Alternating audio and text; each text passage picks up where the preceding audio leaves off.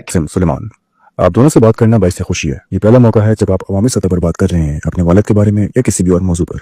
उन लोगों के लिए जो नहीं जानते, खासतौर के लोग, आपके वालिद साबिक वज़ीर आज़म इमरान खान को जेल भेज दिया गया था आज से 1 साल पहले। मेरा ख्याल है मैंने आपको बताया था कि मैंने उनका इंटरव्यू जेल जाने से चंद हफ्ते पहले किया था, और वो रूसी बगावत के दिन का इंटरव्यू था। वो मेरी जिंदगी का सबसे जज्बाती इंटरव्यू में से एक था, और ज्यादातर पाकिस्तानी इस कैद को एक मुकम्मल सियासी इंतकामी कार्रवाई समझती है, और ये ऐसा लगता है जैसे ये पाकिस्तान की तारीख में फौजी कंट्रोल या पाकिस्तानी फौज का सियासी कंट्रोल का हिस्सा हो, जो पाकिस्तानी फौज की तरफ से हो, जिसने गलबा हासिल रखा है तिहाइयों से मुल्क की सियासत पर। मैं एक इक़्तिबास से आगाज करना चाहता हूँ, एक ट्वीट जो आपकी वालदा जमाइमा की तरफ से की गई थी। गुज़िश्ता चंद हफ्तों के दौरान संगीन और तशवीशनाक मेरे बेटों के वालिद इमरान खान के साथ जेल में रखे जाने वाले सलूक के हवाले से पाकिस्तानी हकाम ने इनके अहल खाना और वकला की तमाम मुलाकातें बंद कर दी हैं। उन्होंने साथ साथ तमाम अदालती समाअतें भी मुलतवी कर दी हैं। इसके अलावा बिलमुशाफा मुनक़ता कर दी गई हैं, और एक अदालत वर्जी करते हुए इनके बेटों से हफ्तावार कॉल्स सुलेमान और कासिम, आप लोग जो बरतानवी शहरी हैं और लंदन में रहते हैं, उन्हें 10 सितंबर को रोक दिया गया था। हमें ये इत्तलात वसूल हुए हैं कि हकाम ने अब इमरान खान की कोठरी में अब इन्हें किसी भी वक्त कोठरी से बाहर निकलने की इजाजत नहीं है। जेल का बावर्ची तक छुट्टी पर भेज दिया गया है, और अब वो मुकम्मल तौर पर तय हैं हकीकी मायनों में अंधेरे में, बगैर किसी राब्ते के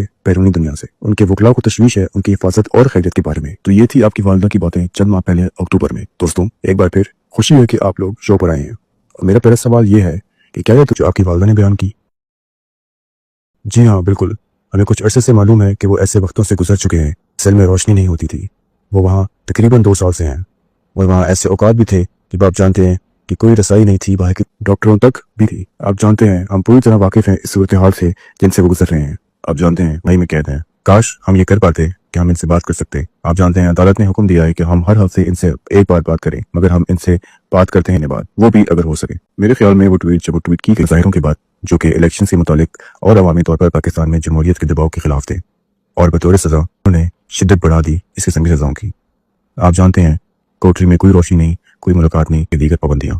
मेरे ख्याल में और चंद दीगर लोगों ने भी इस पर बात की है कि वो एक डेथ सेल में है, जो बुनियादी तौर पर न सिर्फ तन्हाई में कैद है, बल्कि ऐसी तन्हाई की कैद है जो ज्यादातर लोगों के लिए होती है जिन्हें सजाए मौत दी गई हो, या दहशतगर्दों के लिए। उन्होंने सिर्फ खुद एक पैगाम जारी किया था, मेरे ख्याल में ये पिछले साल के दरमियान का था। उन्होंने कहा था, इक़्तिबास, मैं कैद में हूँ एक 7 से 8 फुट के डेथ सेल में, जो अमूमन दहशतगर्दों के लिए मखसूस होता है ताकि इनका किसी के साथ कोई राब्ता ना हो सके। क्या आप मुझे मजीद बता सकते हैं उस सेल और उसके हालात के बारे में?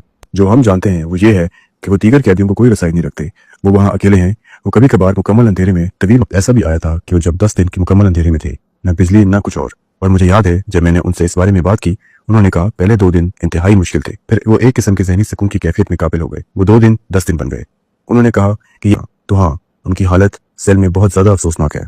एक बात जो मैं आपके वालिद के बारे में जानता हूँ, वो एक बहुत मजबूत हौसले वाले इंसान है। आपने थोड़ा सा जिक्र किया कि वो इस सूरत हाल से कैसे निपट रहे हैं। क्या आप हमें ये बता सकते हैं कि